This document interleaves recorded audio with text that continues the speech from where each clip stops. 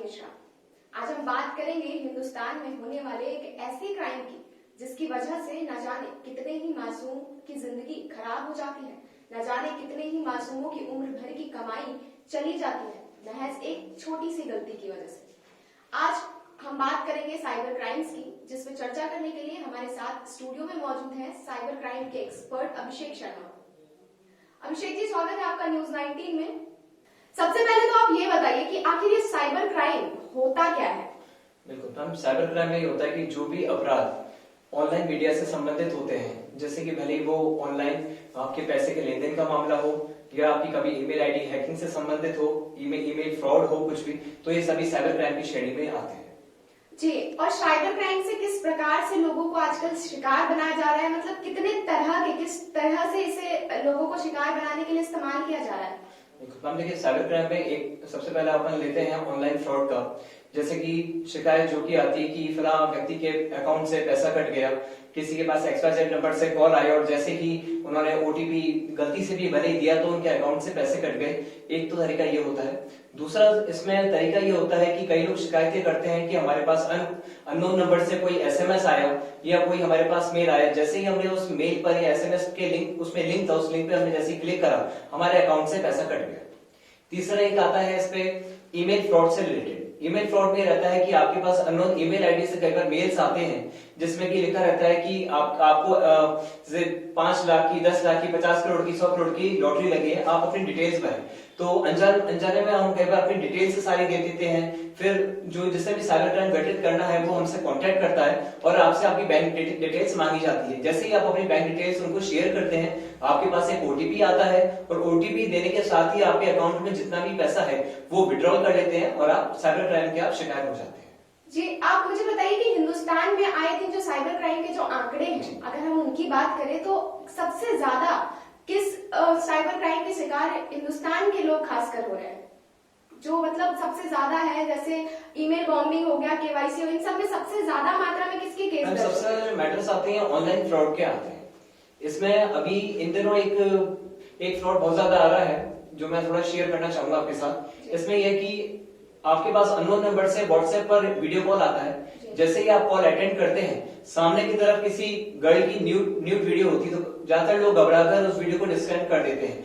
जैसे ही डिस्कनेक्ट करते हैं उसके 5 से 10 मिनट बाद में आपके पास नॉर्मल कॉल आता है और सामने वाला पर्सन ये कहता है कि हमने आपकी गलत वीडियो बनाई है, या तो आप हमें 5 लाख या 10 लाख रुपए दो, अगर आप नहीं देते हो तो फिर हम आपकी ये जो वीडियो है हम आपके जितने भी फेसबुक फ्रेंड्स हैं या फिर जितने भी आपके फ्रेंड्स हैं उनको व्हाट्सएप या फेसबुक के माध्यम से हम उनको शेयर कर देंगे। लोग डर की वजह से उनको मुंह मांगे पैसे दे देते हैं और वो ऑनलाइन फ्रॉड के शिकार हो जाते हैं।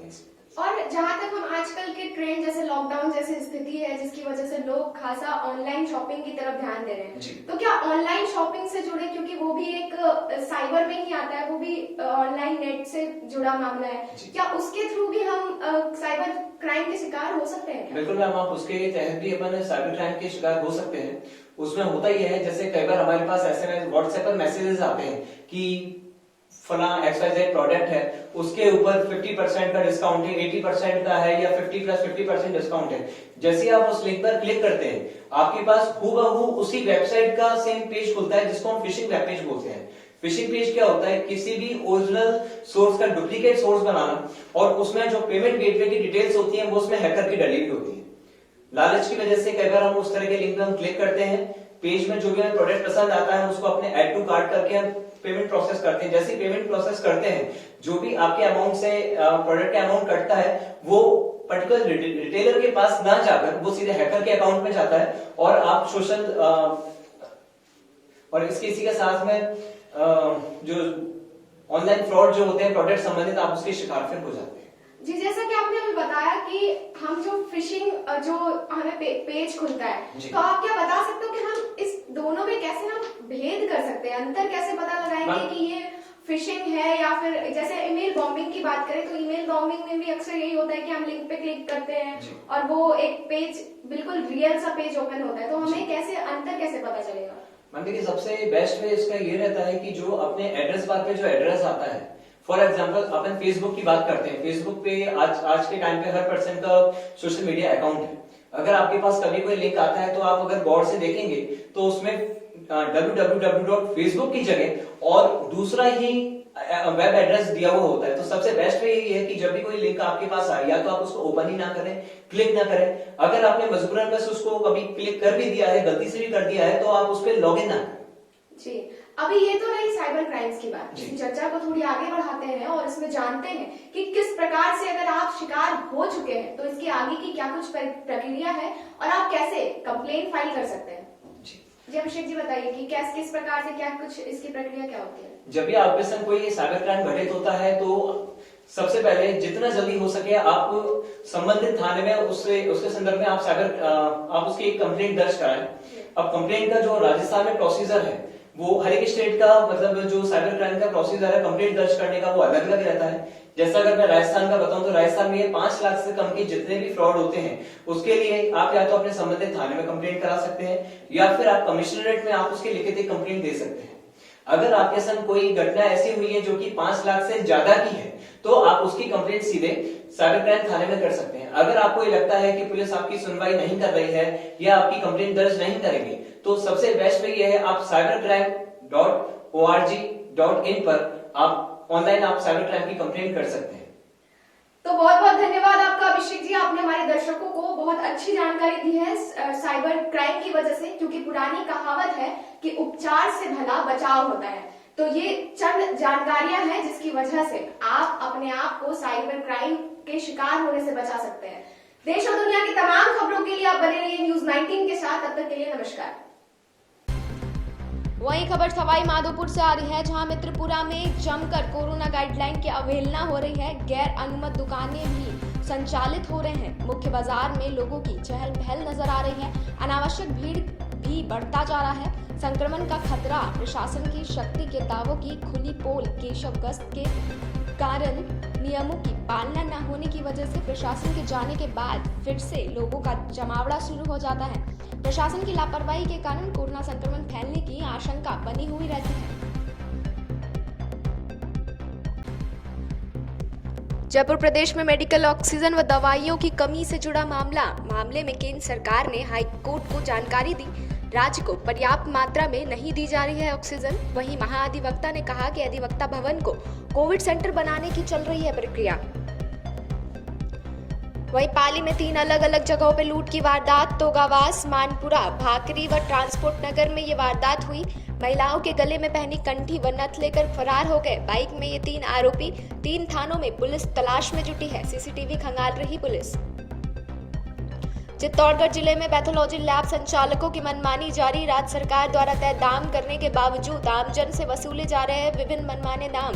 चिकित्सा विभाग के आला अधिकारी इस बात पर मौन।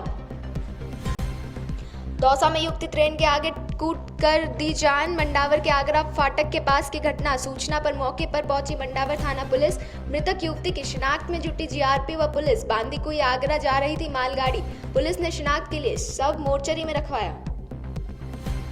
जीएसटी काउंसिल की आज होगी बैठक। सीएम अशोक गहलोत नहीं होंगे शामिल। जीएसटी काउंसिल की बैठक में सीएम अशोक गहलोत नहीं लेंगे भाग। गहलोत की जगह धारीवाल शामिल होंगे। मंत्री शांति धारीवाल होंगे बैठक में शामिल।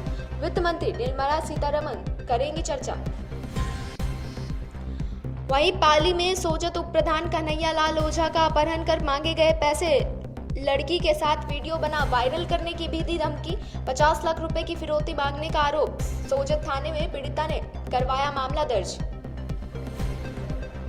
वहीं बाड़मेर पुलिस एडीजी संजय अग्रवाल आज बाड़मेर दौरे पर। एडीजी ने पुलिस अधीक्षक से क्राइम की ली जानकारी। जिले में कोरोना संक्रमण रोकथाम को लेकर लिया फीडबैक। जोधपुर पुलिस रेंज प्रभारी हैं एडीजी संजय अग्रवाल। राजस्थान हाईकोर्ट ने शराब कारोबारियों को दी बड़ी राहत। लॉकडाउन अवधि में एक्सक्लूसिव प्रिविलेज अमाउंट की मासिक किस्त का 40% ही जमा कराने के आदेश। मासिक किस्त की शेष राशि दुकानें सुचारू खुलने के बाद ही होगी समायोजित। वहीं साल का पहला चंद्र ग्रहण आज दोपहर 2:17 पर शुरू होगा और शाम 7:19 पर समाप्त होगा ये चंद्र ग्रहण। इस चंद्र ग्रहण को भारत के पूर्वोत्तर राज्यों पश्चिम बंगाल व उड़ीसा के कुछ हिस्सों में देखा जा सकेगा।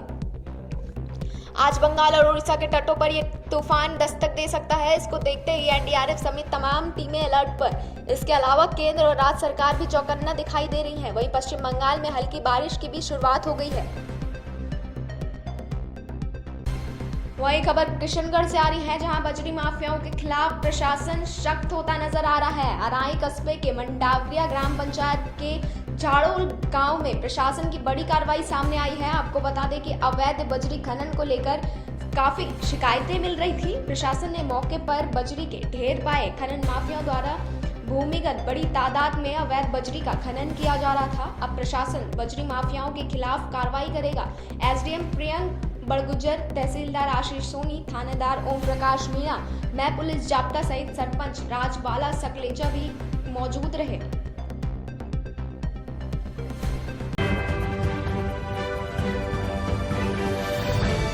नमस्कार, आप देख रहे हैं न्यूज 19 और मैं हूं आपके साथ स्वाति मिश्रा। अब तक की तमाम बड़ी खबरों की ओर नजर डालते हैं फटाफट अंदाज में।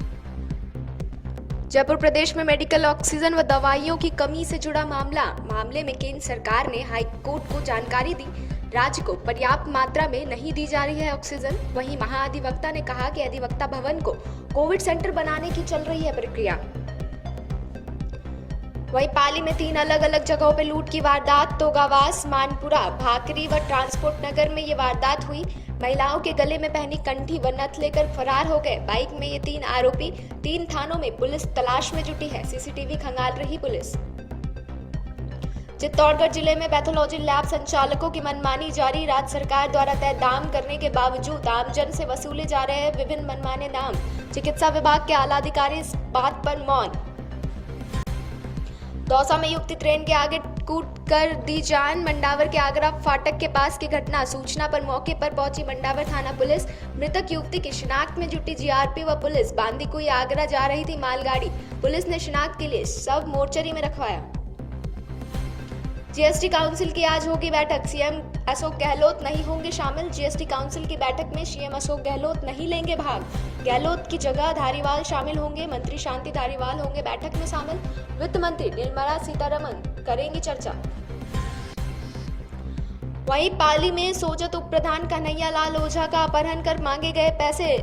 लड़की के साथ वीडियो बना वायरल करने की भी दी धमकी। 50 लाख रुपए की फिरौती मांगने का आरोप। सोजत थाने में पीड़िता ने करवाया मामला दर्ज। वहीं बाड़मेर पुलिस एडीजी संजय अग्रवाल आज बाड़मेर दौरे पर। एडीजी ने पुलिस अधीक्षक से क्राइम की ली जानकारी। जिले में कोरोना संक्रमण रोकथाम को लेकर लिया फीडबैक। जोधपुर पुलिस रेंज प्रभारी हैं एडीजी संजय अग्रवाल। राजस्थान हाईकोर्ट ने शराब कारोबारियों को दी बड़ी राहत। लॉकडाउन अवधि में एक्सक्लूसिव प्रिविलेज अमाउंट की मासिक किस्त का 40% ही जमा कराने के आदेश। मासिक किस्त की शेष राशि दुकानें सुचारू खुलने के बाद ही होगी समायोजित। वहीं साल का पहला चंद्र ग्रहण आज दोपहर 2:17 पर शुरू होगा और शाम 7:19 पर समाप्त होगा ये चंद्र ग्रहण। इस चंद्र ग्रहण को भारत के पूर्वोत्तर राज्यों पश्चिम बंगाल व उड़ीसा के कुछ हिस्सों में देखा जा सकेगा। आज बंगाल और उड़ीसा के तटों पर ये तूफान दस्तक दे सकता है। इसको देखते ही एनडीआरएफ समेत तमाम टीमें अलर्ट पर। इसके अलावा केंद्र और राज्य सरकार भी चौकन्ना दिखाई दे रही है। वहीं पश्चिम बंगाल में हल्की बारिश की भी शुरुआत हो गई है। आज की इस रिपोर्ट में बस इतना ही। देश और दुनिया की तमाम खबरों के लिए देखते रहिए न्यूज 19। आज की इस रिपोर्ट में बस इतना ही। देश और दुनिया की तमाम खबरों के लिए देखते रहिए न्यूज 19।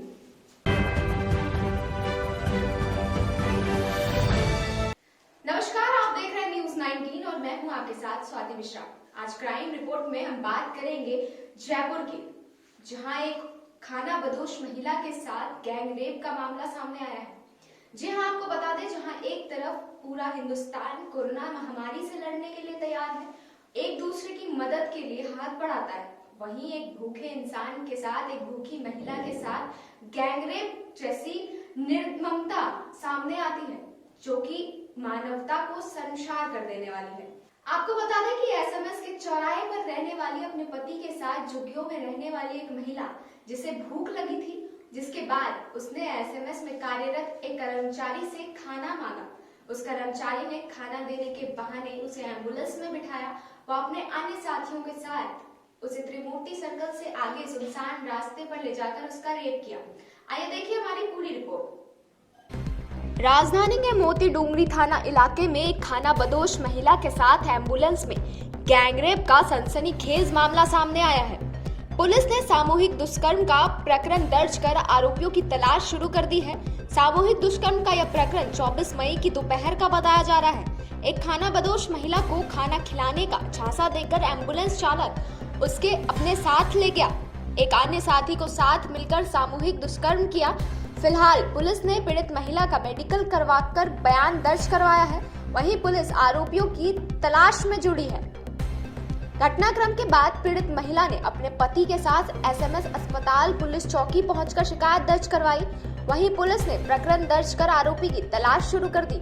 पुलिस का कहना है कि आरोपियों के ठोस सुराग उनके हाथ लगे हैं और जल्द ही आरोपियों को गिरफ्तार कर लिया जाएगा। आज की इस खास रिपोर्ट में बस इतना ही। देश और दुनिया की तमाम खबरों के लिए देखते रहिए न्यूज़ 19। वही खबर जयपुर से, जहां केंद्र के किसान व श्रमिक के जन विरोधी कानून को लेकर 26 मई को आज काला दिवस के रूप में मनाया गया।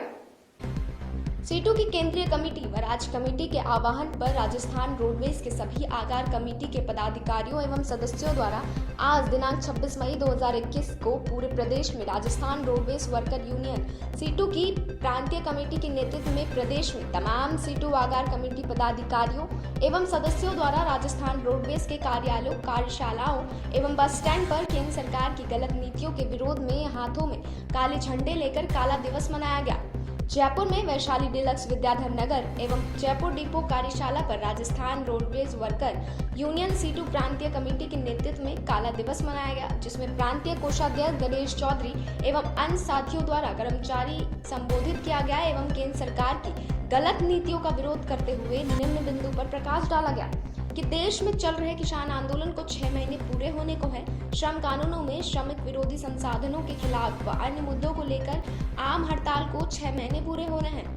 केंद्र में आरएसएस बीजेपी की जन विरोधी सरकार को 7 साल पूरे होने जा रहे हैं।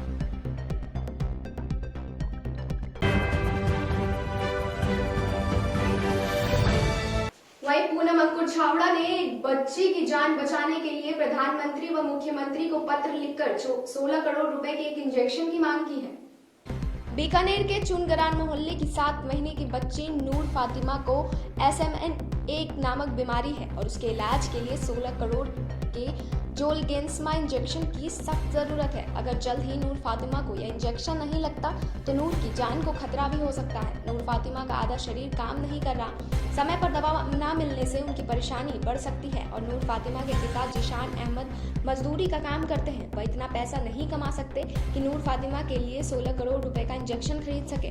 पूनम अंकुर छावड़ा ने प्रधानमंत्री और प्रदेश के मुख्यमंत्री को पत्र लिखकर इस बच्ची की जान बचाने के लिए इंजेक्शन की व्यवस्था कराने के सहयोग का आग्रह किया है।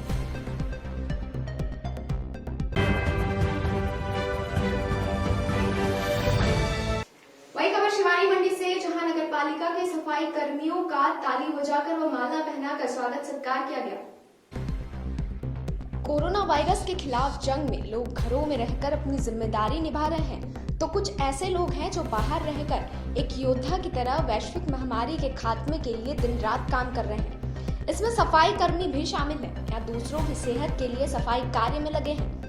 ऐसे ही इन कर्मवीरों पर नगर पालिका परिसर में मंगलवार को एक कार्यक्रम आयोजित कर कर्मचारियों द्वारा फूल बरसाए और ताली बजाकर स्वागत किया गया और सभी कर्मियों को मास्क, सैनिटाइजर, ग्लव्स व हाथ धोने का साबुन वितरित किए गए। सफाई कर्मियों ने भी हाथ जोड़कर अभिनंदन स्वीकार किया और सामाजिक दूरी का पालन किया।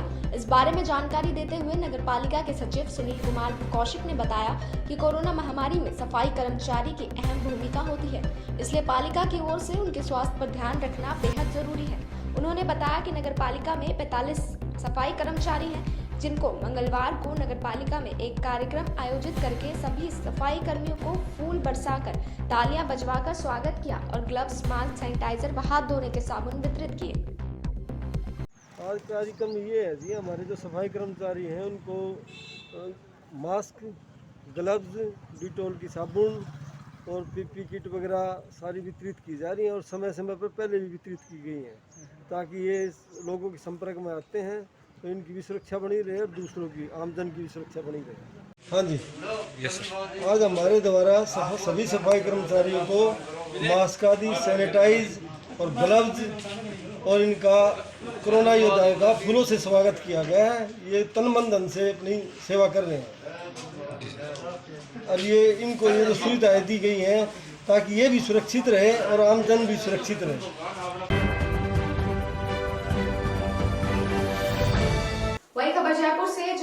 राष्ट्रीय जन अनुशासन पखवाड़े की पालना हेतु जरूरी दिशा निर्देश जारी किए गए हैं। जिला पुलिस अधीक्षक जयपुर ग्रामीण शंकर दत्त शर्मा आईपीएस ने जानकारी देते हुए बताया कि ग्रामीण पुलिस आम जन की सहायता व सुरक्षा हेतु हमेशा तत्पर है। राज्य सरकार द्वारा जारी किए गए दिशा निर्देश की पूर्ण पालना कराने हेतु 24 मई को वीडियो कॉन्फ्रेंस के माध्यम से अतिरिक्त पुलिस अधीक्षक गणों से अपने अपने सेक्टर में कोरोना संक्रमण के संबंध में जानकारी प्राप्त की। संक्रमण के बढ़ते प्रभाव के मद्देनजर अपने क्षेत्र में कस्बा गांव में जाकर गाइडलाइन की पालना करवाई जाए। तंबाकू, गुटखा एवं अन्य वस्तु विक्रय करता हुआ पाया जाए तो महामारी अधिनियमों के अंतर्गत कार्रवाई करें व निर्देश दें।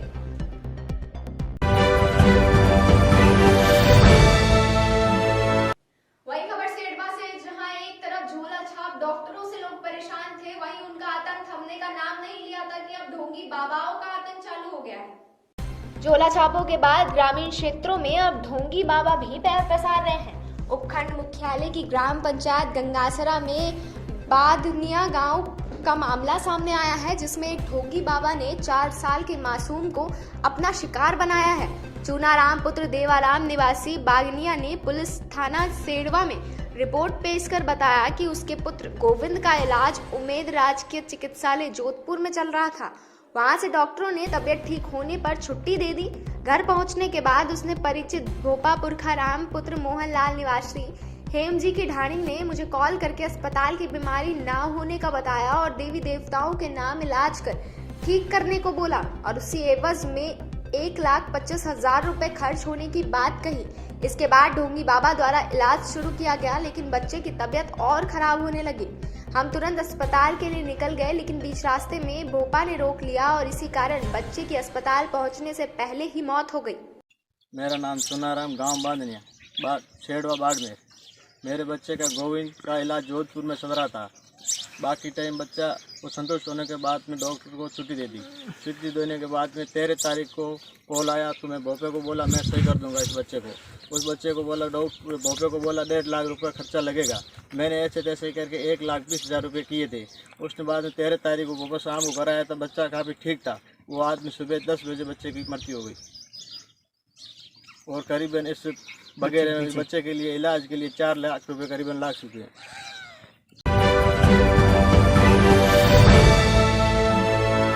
वही खबर बाड़मेर से, जहां वैश्विक महामारी से जूझ रहे बाड़मेर में मुंबई से मदद का हाथ पहुंचा है। राजस्थान के पश्चिमी सरहदी बाड़मेर जिले के इंदिरा नगर निवासी एवं मुंबई में पदस्थापित आयकर विभाग में सहायक आयुक्त डॉक्टर सुरेंद्र चारण ने व्यापारियों को प्रेरित कर एवं अपने CRS फंड से 27 ऑक्सीजन कंसंट्रेटर भेंट किए। बाड़मेर में 19 व जैसलमेर में 8 ऑक्सीजन कंसंट्रेटर भेंट किए गए।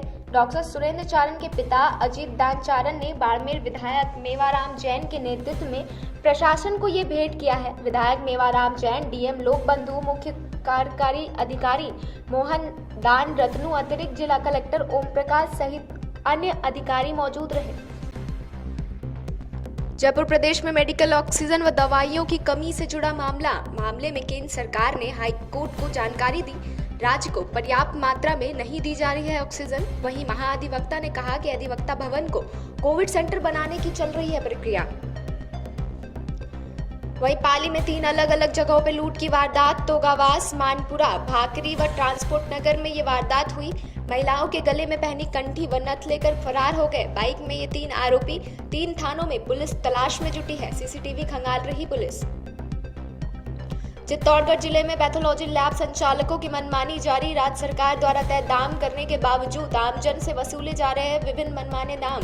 चिकित्सा विभाग के आला अधिकारी इस बात पर मौन। दौसा में युवती ट्रेन के आगे कूद कर दी जान। मंडावर के आगरा फाटक के पास की घटना। सूचना पर मौके पर पहुंची मंडावर थाना पुलिस। मृतक युवती की शिनाख्त में जुटी जीआरपी व पुलिस। बांदीकुई आगरा जा रही थी मालगाड़ी। पुलिस ने शिनाख्त के लिए शव मोर्चरी में रखवाया। जीएसटी काउंसिल की आज होगी बैठक। सीएम अशोक गहलोत नहीं होंगे शामिल। जीएसटी काउंसिल की बैठक में सीएम अशोक गहलोत नहीं लेंगे भाग। गहलोत की जगह धारीवाल शामिल होंगे। मंत्री शांति धारीवाल होंगे बैठक में शामिल। वित्त मंत्री निर्मला सीतारमण करेंगी चर्चा। वहीं पाली में सोजत उप प्रधान कन्हैया लाल ओझा का अपहरण कर मांगे गए पैसे लड़की के साथ वीडियो बना वायरल करने की भी दी धमकी, 50 लाख रुपए की फिरौती मांगने का आरोप। सोजत थाने में पीड़िता ने करवाया मामला दर्ज। वहीं बाड़मेर पुलिस एडीजी संजय अग्रवाल आज बाड़मेर दौरे पर। एडीजी ने पुलिस अधीक्षक से क्राइम की ली जानकारी। जिले में कोरोना संक्रमण रोकथाम को लेकर लिया फीडबैक। जोधपुर पुलिस रेंज प्रभारी हैं एडीजी संजय अग्रवाल।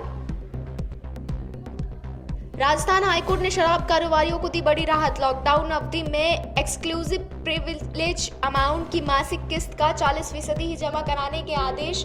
मासिक किस्त की शेष राशि दुकानें सुचारू खुलने के बाद ही होगी समायोजित।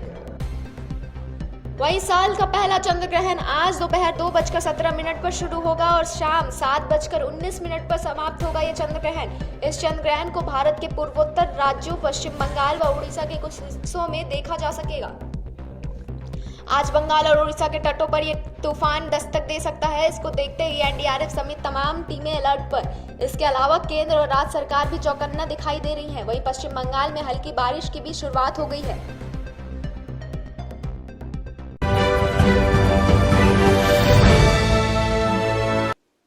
वहीं आज किसान आंदोलन को पूरे 6 माह पूरे हो चुके हैं, जिसके वजह से आज किसानों ने काला दिवस मनाया। वहीं लोगों ने जगह जगह पर वर्चुअल पुतला का दहन करके विरोध प्रदर्शन किया। लगातार जारी किसान आंदोलन को 6 महीने पूरे होने के अवसर पर किसान संगठनों ने 26 मई को काला दिवस मनाया है। कोरोना महामारी के चलते लॉकडाउन के दौरान किसान संगठनों ने विरोध प्रदर्शन के नए तरीकों को इजाद किया है। इसके प्रेरणा ये रहे कि यूथ फॉर किसान के अध्यक्ष एवं राजस्थान विश्वविद्यालय के सहायक प्रोफेसर सीबी यादव ने बताया कि महामारी के चलते लॉकडाउन के कारण किसानों को अपना विरोध प्रदर्शित करना मुश्किल हो रहा था। इसलिए पूरे देश के अलग अलग हिस्सों से, विशेषकर राजस्थान प्रदेश के विभिन्न हिस्सों से किसानों को वर्चुअल मीटिंग के माध्यम से जोड़ा गया एवं अलग अलग जगहों के पुतले दहन कार्यक्रम को संपन्न किया गया। पूरे कार्यक्रम के दौरान उसी प्रकार से माहौल था जैसे कोई आम आंदोलन संचालित हो रहा हो। विरोध प्रदर्शन में प्रतिभागी किसान एवं किसान नेताओं ने काले कपड़े एवं काले झंडे लेकर वर्चुअल प्रदर्शन में हिस्सा लिया। इस वर्चुअल पुतला दहन कार्यक्रम में महिला किसानों के साथ साथ छोटे बच्चों ने भी अपनी बात रखी एवं विरोध प्रदर्शन किया। कार्यक्रम में शाहजहांपुर खेड़ा बॉर्डर से योगेंद्र यादव ने भी हिस्सा लिया। उन्होंने सरकार के असंवेदनशील रवैये की कड़े शब्दों में निंदा की एवं किसान आंदोलन को 3 कृषि बिलों की वापसी तक जारी रखने का सभी प्रदर्शन प्रतिभागियों को संकल्प दिलाया। आज 26 मई को पूरे देश में काला दिवस मनाया गया है। किसान आंदोलन के 6 महीने पूरे होने और सरकार के बर्बरतापूर्ण असंवेदनशील रवैये के विरोध में। चूंकि कोविड संकट चल रहा है, इसमें फिजिकली प्रकट होकर के हम विरोध प्रदर्शन कर नहीं सकते, इसलिए हमने तय किया है कि इस बार ये तय किया कि हम वर्चुअली अलग अलग जगह जो हम विरोध करेंगे उनको वर्चुअली जोड़ेंगे। जूम मीटिंग के माध्यम से देश के और विशेषकर प्रदेश के सैकड़ों जगह जो सरकार का पुतला दहन किया गया, काले कपड़े और काले झंडों का प्रदर्शन किया गया, उन सबको हमने एक जगह कनेक्ट किया और पूरे अलग अलग प्रदेश के अलग अलग हिस्से में, इवन छत्तीसगढ़, यूपी से भी कुछ साथी जुड़े, मध्य प्रदेश से भी जुड़े, वहाँ पुतला दहन जो किया गया वो सभी एक कनेक्ट हुए और अब इस आंदोलन को एक वर्चुअल दुनिया के माध्यम से एक नए तरीके से न केवल गांव-गांव ढाणियों तक, बल्कि हमारा ये मकसद है कि इस आंदोलन को हम चूल्हे तक लेके जाएं। इस मकसद के साथ, इस संकल्प के साथ हम इस आंदोलन को एक नई दिशा दे रहे हैं। कोरोना क्राइसिस के भीतर नए तरीके अपना रहे हैं। सरकार को ऐसा लगता होगा कि आंदोलन मंद पड़ गया है, क्योंकि अब आंदोलन बॉर्डर पर नहीं है, बल्कि अब आंदोलन जो है गांव-गांव में किसानों तक फैल गया है, ढाणियों में फैल गया। अब हम इसको विस्तार देने की एक नई रणनीति पे काम कर रहे हैं और उसी कड़ी में आज ये वर्चुअल रूप से मोदी सरकार का पुतला दहन कार्यक्रम था जो हमने संपन्न किया है।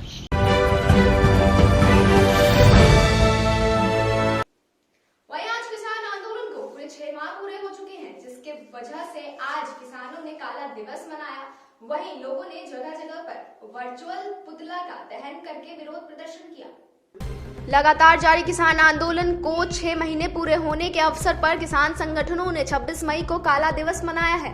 कोरोना महामारी के चलते लॉकडाउन के दौरान किसान संगठनों ने विरोध प्रदर्शन के नए तरीकों को इजाद किया है। इसके प्रेरणा ये रहे कि यूथ फॉर किसान के अध्यक्ष एवं राजस्थान विश्वविद्यालय के सहायक प्रोफेसर सीबी यादव ने बताया कि महामारी के चलते लॉकडाउन के कारण किसानों को अपना विरोध प्रदर्शित करना मुश्किल हो रहा था। इसलिए पूरे देश के अलग अलग हिस्सों से, विशेषकर राजस्थान प्रदेश के विभिन्न हिस्सों से किसानों को वर्चुअल मीटिंग के माध्यम से जोड़ा गया एवं अलग अलग जगहों के पुतले दहन कार्यक्रम को संपन्न किया गया। पूरे कार्यक्रम के दौरान उसी प्रकार से माहौल था जैसे कोई आम आंदोलन संचालित हो रहा हो। विरोध प्रदर्शन में प्रतिभागी किसान एवं किसान नेताओं ने काले कपड़े एवं काले झंडे लेकर वर्चुअल प्रदर्शन में हिस्सा लिया। इस वर्चुअल पुतला दहन कार्यक्रम में महिला किसानों के साथ साथ छोटे बच्चों ने भी अपनी बात रखी एवं विरोध प्रदर्शन किया। कार्यक्रम में शाहजहांपुर खेड़ा बॉर्डर से योगेंद्र यादव ने भी हिस्सा लिया। उन्होंने सरकार के असंवेदनशील रवैये की कड़े शब्दों में निंदा की एवं किसान आंदोलन को 3 कृषि बिलों की वापसी तक जारी रखने का सभी प्रदर्शन प्रतिभागियों को संकल्प दिलाया। आज 26 मई को पूरे देश में काला दिवस मनाया गया है। किसान आंदोलन के 6 महीने पूरे होने और सरकार के बर्बरतापूर्ण असंवेदनशील रवैये के विरोध में। चूंकि कोविड संकट चल रहा है, इसमें फिजिकली प्रकट होकर के हम विरोध प्रदर्शन कर नहीं सकते, इसलिए हमने तय किया है कि इस बार ये तय किया कि हम वर्चुअली अलग अलग जगह जो हम विरोध करेंगे उनको वर्चुअली जोड़ेंगे। जूम मीटिंग के माध्यम से देश के और विशेषकर प्रदेश के सैकड़ों जगह जो सरकार का पुतला दहन किया गया, काले कपड़े और काले झंडों का प्रदर्शन किया गया, उन सबको हमने एक जगह कनेक्ट किया और पूरे अलग अलग प्रदेश के अलग अलग हिस्से में, इवन छत्तीसगढ़, यूपी से भी कुछ साथी जुड़े, मध्य प्रदेश से भी जुड़े, वहाँ पुतला दहन जो किया गया वो सभी एक कनेक्ट हुए और अब इस आंदोलन को एक वर्चुअल दुनिया के माध्यम से एक नए तरीके से न केवल गांव-गांव ढाणियों तक, बल्कि हमारा ये मकसद है कि इस आंदोलन को हम चूल्हे तक लेके जाएं। इस मकसद के साथ, इस संकल्प के साथ हम इस आंदोलन को एक नई दिशा दे रहे हैं। कोरोना क्राइसिस के भीतर नए तरीके अपना रहे हैं। सरकार को ऐसा लगता होगा कि आंदोलन मंद पड़ गया है, क्योंकि अब आंदोलन बॉर्डर पर नहीं है, बल्कि अब आंदोलन जो है गांव-गांव में किसानों तक फैल गया है, ढाणियों में फैल गया। अब हम इसको विस्तार देने की एक नई रणनीति पे काम कर रहे हैं और उसी कड़ी में आज ये वर्चुअल रूप से मोदी सरकार का पुतला दहन कार्यक्रम था जो हमने संपन्न किया है।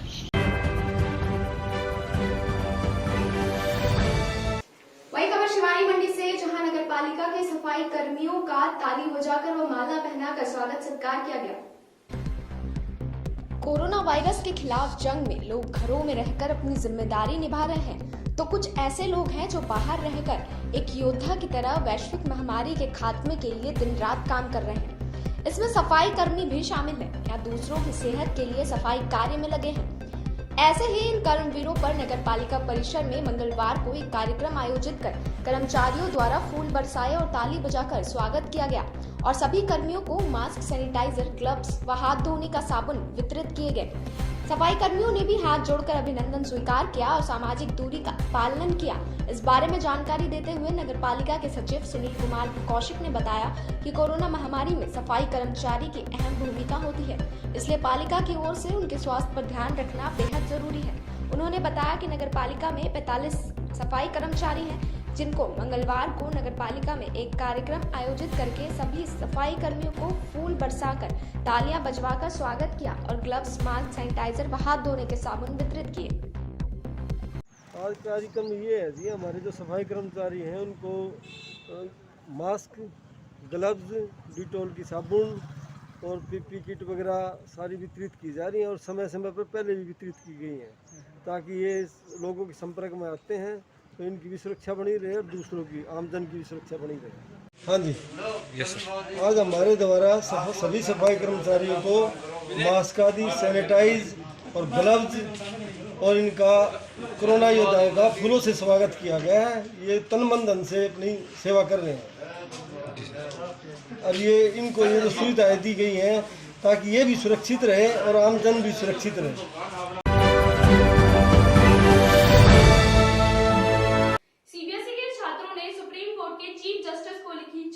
कहा परीक्षा को रद्द कर दे, हमारी जान को खतरा है। सीबीएसई 12वीं के एग्ज़ाम को लेकर केंद्र सरकार और कई राज्य सरकारों में ठानी हुई है, जहां एक और केंद्र सरकार इसे जुलाई या अगस्त में करवाने की तैयारी में लग रही है। वहीं दिल्ली और महाराष्ट्र समेत कई राज्य इस बात पर अड़े हुए हैं कि बिना वैक्सीनेशन के स्टूडेंट्स को एग्ज़ाम के लिए ना बुलाया जाए। इसी कड़ी में मंगलवार को सीबीएसई 12वीं क्लास के करीब 300 स्टूडेंट्स ने चीफ जस्टिस एनवी रमना को चिट्ठी लिखी है कि अपने लेटर पिटीशन में इन स्टूडेंट्स ने कोरोना के बीच फिजिकल एग्जाम कराने का सीबीएसई का फैसला रद्द करने की मांग की है।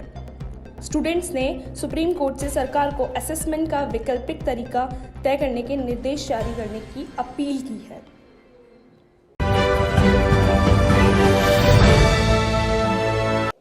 नमस्कार, मैं हिमांशी, आप सभी देख रहे हैं मेरे साथ न्यूज़ 19। बुलेटिन की शुरुआत करेंगे, लेकिन उससे पहले नजर डाल लेते हैं आज की हेडलाइंस पर।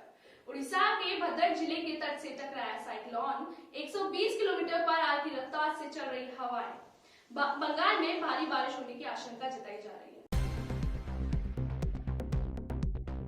यास तूफान उड़ीसा के भद्रक जिले से टकराया है। यहां 120 किलोमीटर प्रति घंटे की रफ्तार से हवाएं चल रही है। मौसम विभाग ने इसकी पुष्टि की है कि आईएमडी के मुताबिक सुबह 9 बजे से तूफान के लैंडफॉल होने की प्रक्रिया शुरू हो चुकी है। बंगाल और उड़ीसा के कई जिलों में भारी बारिश होने की आशंका जताई जा रही है। उड़ीसा के चांदीपुर और बालासोर जिले के धमरा में तेज हवाओं से बारिश होने की प्रोसेस जारी है।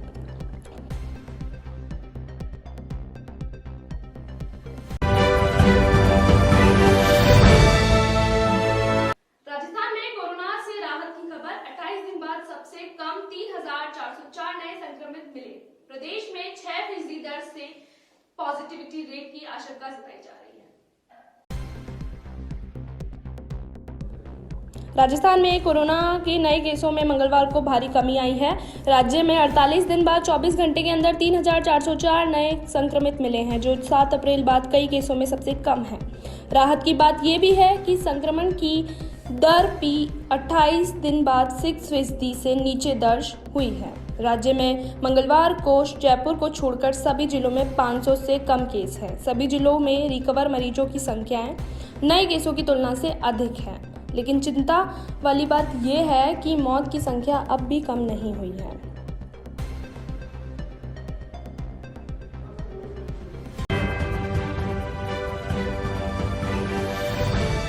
वही खबर जयपुर से, जहां केंद्र के किसान व श्रमिक के जन विरोधी कानून को लेकर 26 मई को आज काला दिवस के रूप में मनाया गया।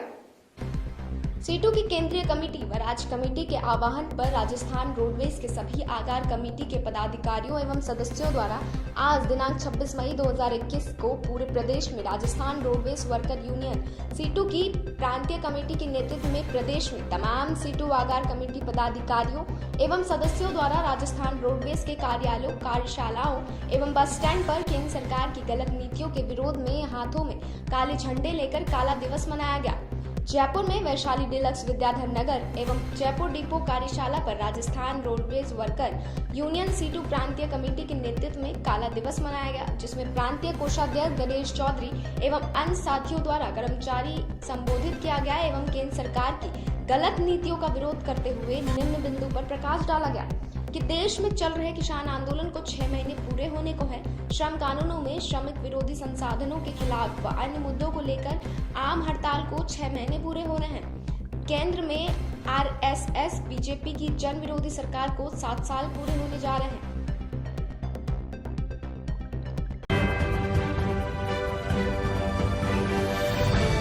वही खबर जयपुर से, जहां त्रिस्तरीय जन अनुशासन पखवाड़े की पालना हेतु जरूरी दिशा निर्देश जारी किए गए हैं। जिला पुलिस अधीक्षक जयपुर ग्रामीण शंकर दत्त शर्मा आईपीएस ने जानकारी देते हुए बताया कि ग्रामीण पुलिस आम जन की सहायता व सुरक्षा हेतु हमेशा तत्पर है। राज्य सरकार द्वारा जारी किए गए दिशा निर्देश की पूर्ण पालना कराने हेतु 24 मई को वीडियो कॉन्फ्रेंस के माध्यम से अतिरिक्त पुलिस अधीक्षक गणों से अपने अपने सेक्टर में कोरोना संक्रमण के संबंध में जानकारी प्राप्त की। संक्रमण के बढ़ते प्रभाव के मद्देनजर अपने क्षेत्र में कस्बा गांव में जाकर गाइडलाइन की पालना करवाई जाए।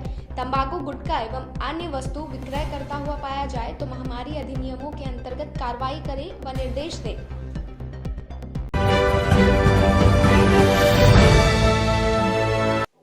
छत्तीसगढ़ में 9 जिलों में भारी छूट के साथ लॉकडाउन खुला।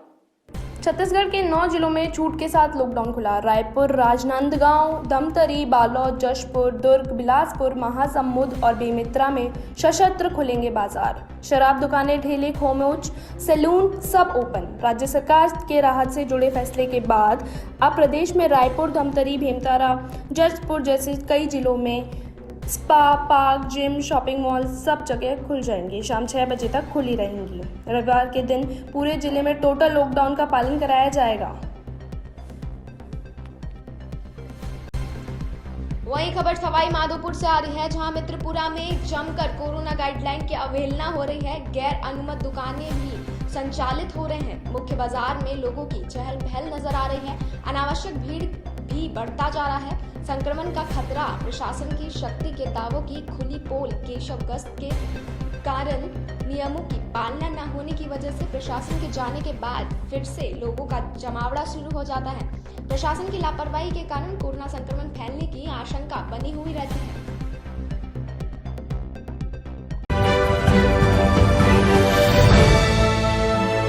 वही खबर शिवानी मंडी से आ रही है, जहां एसडीएम ने गांव में कोरोना की हालत जानने के लिए औचक निरीक्षण किया व जायजा भी लिया। शिवानी उपमंडल के बेड़वा गांव में बुधवार को उपमंडल अधिकारी ब्रह्म प्रकाश व डिप्टी मजिस्ट्रेट नायब तहसीलदार किशन कुमार ने औचक निरीक्षण किया। वह स्वास्थ्य विभाग की टीम और कोरोना सहायता समिति के सदस्यों के साथ गांव में मौजूदा हालत पर चर्चा करते हुए आगामी रूपरेखा पर विचार विमर्श भी किया। आगामी 5 दिन में अधिक से अधिक सैंपल टेस्ट कराने व आशा वर्कर को डोर टू डोर सर्वे करके लक्षण पाए जाने वाले व्यक्तियों का सैंपल टेस्ट करने के निर्देश जारी किए। साथ ही जिन लोगों की रिपोर्ट पॉजिटिव आई है उनका फॉलोअप करके परिवार के सभी सदस्यों की टेस्टिंग करने के लिए कहा। वहीं गांव में संक्रमण को फैलने से रोका जा सके, इसके अलावा जिस एरिया में पॉजिटिव केस अधिक हैं वहां पर सैनिटाइजर से छिड़काव करने के लिए कहा, जिसकी जिम्मेवारी कोरोना सहायक समिति सदस्य बीडीसी सुरेश कुमार को दी। कैनरा बैंक में लग रही भीड़ को देखते हुए उपमंडल अधिकारी ने जल्द ही आवश्यक दिशा निर्देश जारी करने को कहा। इस मौके पर पटवारी सहायता समिति के धर्मपाल छपोला, सीएम पवन समेत आदि ग्रामीण उपस्थित रहे।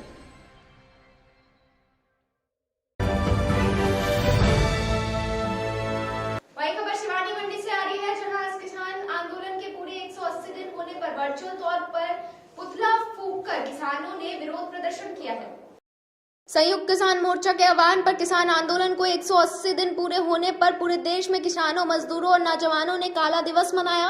वह गांव में घरों पर अपने साधनों पर काले झंडे लगाकर केंद्र सरकार का पुतला फूंका। इस अभियान में बुधवार को संयुक्त किसान मोर्चा के आह्वान पर सिवानी में अखिल भारतीय किसान महासभा के बैनर तले नीचे उपमंडल कॉम्प्लेक्स के सामने एक सभा का आयोजन किया गया, जिसकी अध्यक्षता किसान सभा के नेता व पूर्व कर्मचारी नेता उमराव सिंह ने की। संचालन बिल्लू गोदारा ने किया। मौजूद किसानों ने केंद्र सरकार के खिलाफ जमकर नारेबाजी की। वहीं पुराना बस स्टैंड तक पैदल मार्च कर शहर के पुराने बस स्टैंड के चौराहे के बीच केंद्र सरकार का पुतला फूंका। जानकारी देते हुए किसान सभा के राज्य सचिव दयानंद पूनिया ने बताया कि 3 नए कृषि कानूनों के विरोध में आज किसानों को करीब 180 दिन समय हो चुका है और 400 से ज्यादा किसान इस आंदोलन में अपनी जान गंवा चुके हैं। और ये भी कहा कि केंद्र सरकार बातचीत करने के बजाय आंदोलन को कुचलना चाहती है, जबकि किसान आंदोलन को शांतिपूर्ण तरीके से चलाना चाहता है। भयंकर सर्दी, बारिश, आंधी, तूफान, अब गर्मी में भी बड़ी संख्या में लगातार किसान दिल्ली के बॉर्डर पर डटे हुए हैं। देश में इस वैश्विक महामारी के बावजूद सरकार किसानों से बात नहीं करना चाहती।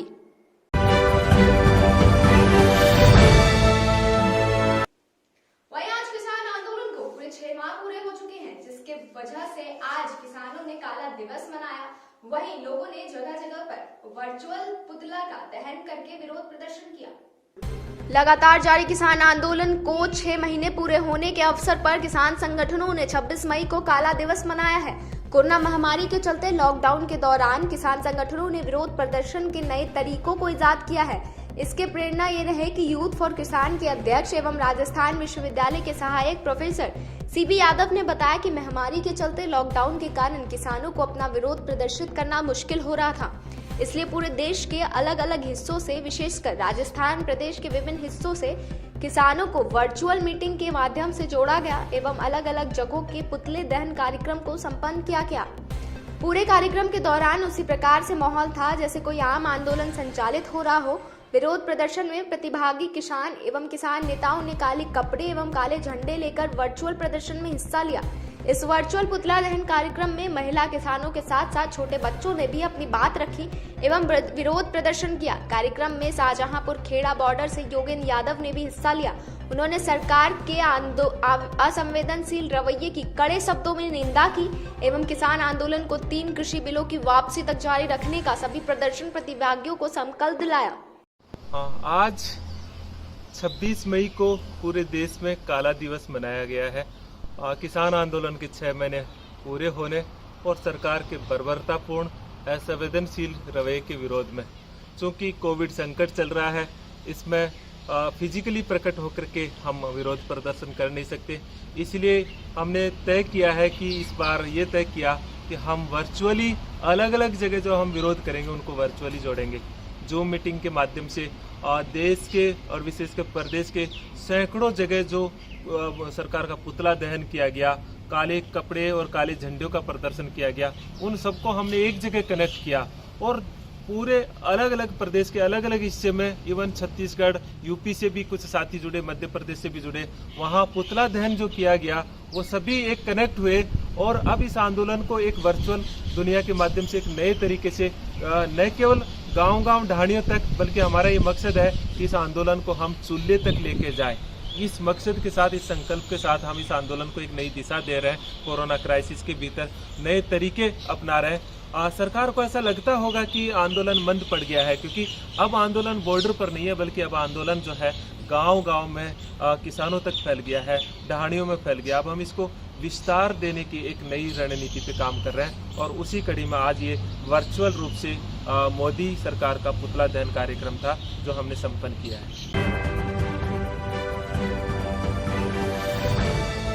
वही खबर शिवानी मंडी से, जहां नगर पालिका के सफाई कर्मियों का ताली बजाकर व माला पहनाकर स्वागत सत्कार किया गया। कोरोना वायरस के खिलाफ जंग में लोग घरों में रहकर अपनी जिम्मेदारी निभा रहे हैं, तो कुछ ऐसे लोग हैं जो बाहर रहकर एक योद्धा की तरह वैश्विक महामारी के खात्मे के लिए दिन रात काम कर रहे हैं। इसमें सफाई कर्मी भी शामिल हैं या दूसरों की सेहत के लिए सफाई कार्य में लगे हैं। ऐसे ही इन कर्मवीरों पर नगर पालिका परिसर में मंगलवार को एक कार्यक्रम आयोजित कर कर्मचारियों द्वारा फूल बरसाए और ताली बजाकर स्वागत किया गया और सभी कर्मियों को मास्क, सैनिटाइजर, ग्लव्स व हाथ धोने का साबुन वितरित किए गए। सफाई कर्मियों ने भी हाथ जोड़कर अभिनंदन स्वीकार किया और सामाजिक दूरी का पालन किया। इस बारे में जानकारी देते हुए नगर पालिका के सचिव सुनील कुमार कौशिक ने बताया कि कोरोना महामारी में सफाई कर्मचारी की अहम भूमिका होती है, इसलिए पालिका की ओर से उनके स्वास्थ्य पर ध्यान रखना बेहद जरूरी है। उन्होंने बताया कि नगर पालिका में 45 सफाई कर्मचारी हैं, जिनको मंगलवार को नगर पालिका में एक कार्यक्रम आयोजित करके सभी सफाई कर्मियों को फूल बरसाकर, तालियां बजवाकर स्वागत किया और ग्लव्स, मास्क, सैनिटाइजर व हाथ धोने के साबुन वितरित किए। आज का कार्यक्रम ये है जी, हमारे जो सफाई कर्मचारी हैं उनको मास्क, ग्लव्स, डिटॉल की साबुन और पीपी किट वगैरह सारी वितरित की जा रही हैं और समय समय पर पहले भी वितरित की गई हैं, ताकि ये लोगों के संपर्क में आते हैं तो इनकी भी सुरक्षा बनी रहे और दूसरों की, आमजन की भी सुरक्षा बनी रहे। हाँ जी, यस सर। आज हमारे द्वारा सभी सफाई कर्मचारियों को मास्क आदि, सैनिटाइज और ग्लव्स और इनका कोरोना योद्धाओं का फूलों से स्वागत किया गया है। ये तन मन धन से अपनी सेवा कर रहे हैं और ये इनको ये जो सुविधाएं दी गई हैं ताकि ये भी सुरक्षित रहे और आमजन भी सुरक्षित रहे।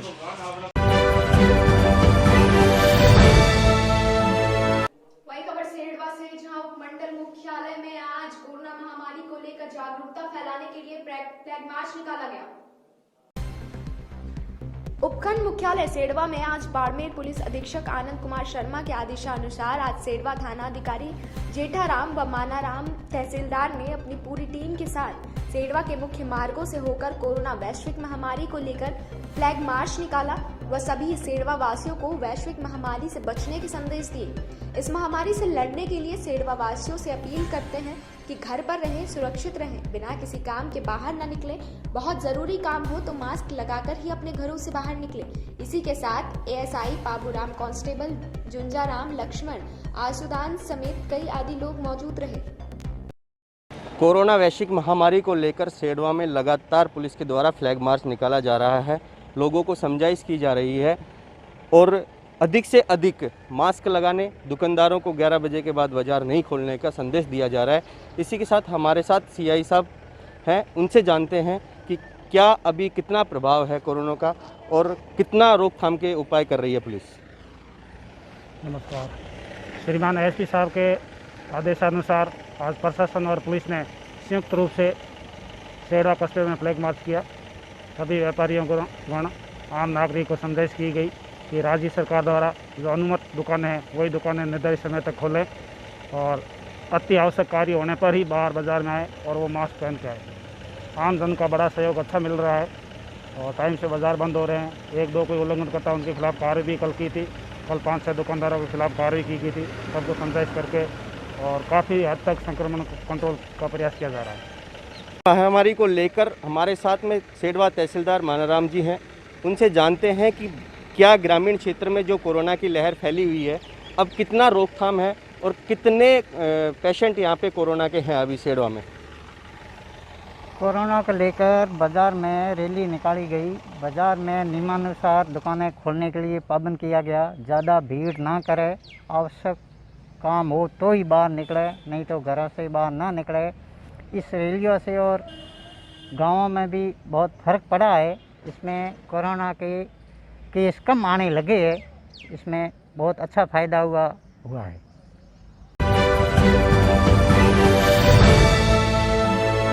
वही खबर फागलिया ग्राम पंचायत से, जहां आज बाघासर पुलिस ने निकाला फ्लैग मार्च। फागलिया पंचायत समिति के बाघासर वसाता में पुलिस ने फ्लैग मार्च निकालकर आमजन से कोरोना गाइडलाइन की पालना करने की अपील की।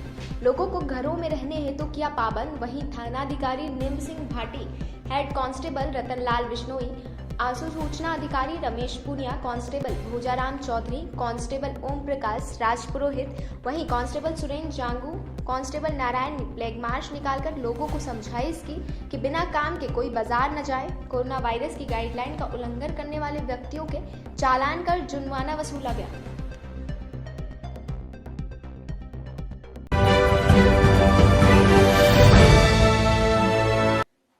क्या ट्विटर, इंस्टाग्राम बैन हो जाएंगे? क्या सरकार की बात सही है या फिर सोशल मीडिया प्लेटफॉर्म सब ही बैन हो जाएंगे? तो इन्हीं सब तमाम चीजों को लेकर मैं हिमांशी आज आप सबके सामने चर्चा करने के लिए मौजूद हूँ। तो दरअसल बात ऐसी है कि 3 महीने पहले सरकार ने गाइडलाइन जारी की थी। उसके तहत सरकार ने कुछ मांगे रखी थी, जैसे कि सोशल मीडिया प्लेटफॉर्म बैन करने के लिए सरकार ने 25 तारीख यानी कल तक की डेडलाइन जारी की थी। तो आइए जानते हैं कि किस किस ने सरकार की उस गाइडलाइन की पालना की है और किस किस ने नहीं।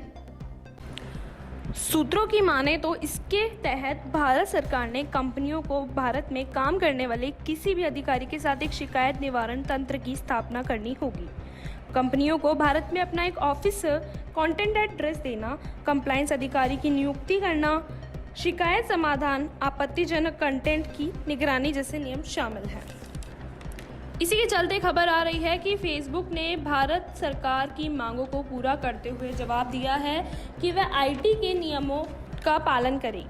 साथ ही कुछ मुद्दों पर सरकार ने बातचीत जारी रखी। फेसबुक ने ये भी कहा कि आईटी के नियमों के मुताबिक ऑपरेशनल प्रोसेस लागू करने और एफिशिएंसी बढ़ाने पर काम जारी है।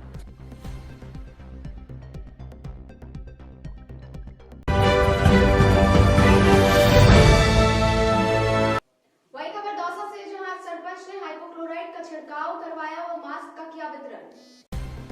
दौसा जिले के उपखंड मुख्यालय रामगढ़ पचवारा की ग्राम पंचायत हेमल्यावाला सरपंच लल्ली देवी ने बढ़ते कोरोना संक्रमण की रोकथाम को लेकर समाज सेवी राम सहाय मीणा के साथ पहले तो गांव में सोडियम हाइपोक्लोराइड का छिड़काव कर कोरोना के संक्रमण से गांव को सुरक्षित किया। वहीं सरपंच लल्ली देवी, ग्राम विकास अधिकारी अरुण शर्मा, समाज सेवी राम सहाय मीणा ने दूसरे दौरे में ग्राम पंचायत में लोगों के घर घर पहुंच मास्क का वितरण किया। मास्क वितरण के दौरान कोरोना के बढ़ते संक्रमण को लेकर ग्राम विकास अधिकारी ने मास्क को जीवन का रक्षा चक्र बताते हुए लोगों को नियमित पहनने की सलाह दी। वहीं सरपंच ने लोगों को कोरोना वैश्विक महामारी से बचने के उपाय व तरीके भी बताए। इस अवसर पर पंचायत सहायक पृथ्वीराज सिंह बांकावत, अमर सिंह मीणी, स्वच्छताग्राही कमलेश गौतम, मीठालाल सिर्रा मौजूद रहे।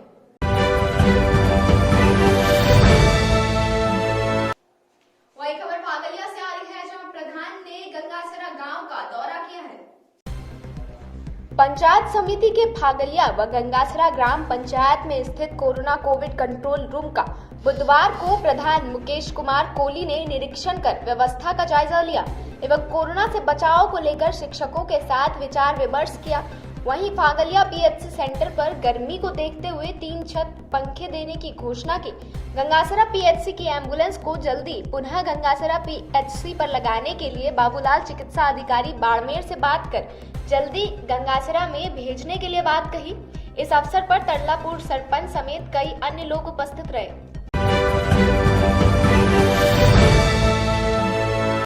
वही खबर फागलिया से, जहां गायों को लापसी खिलाकर लोगों ने चिकित्सकों के स्वास्थ्य की कामना की। नवसृजित पंचायत समिति फागलिया की ग्राम पंचायत गंगासरा में स्थित गौशाला में 1.25 क्विंटल लापसी बनाकर गौ माता को खिलाई। दिल्ली एम्स में भर्ती एसएमएस जयपुर जाट एसोसिएशन के अध्यक्ष श्री अशोक ढाका के हार्ट सर्जरी का ऑपरेशन हुआ है, जिससे स्वास्थ्य की कामना के लिए गौ भक्तों ने लापसी का वितरण किया। इस अवसर पर बीरबल गंगासरा, सोहन गणपत समेत कई अन्य गौ भक्त मौजूद रहे।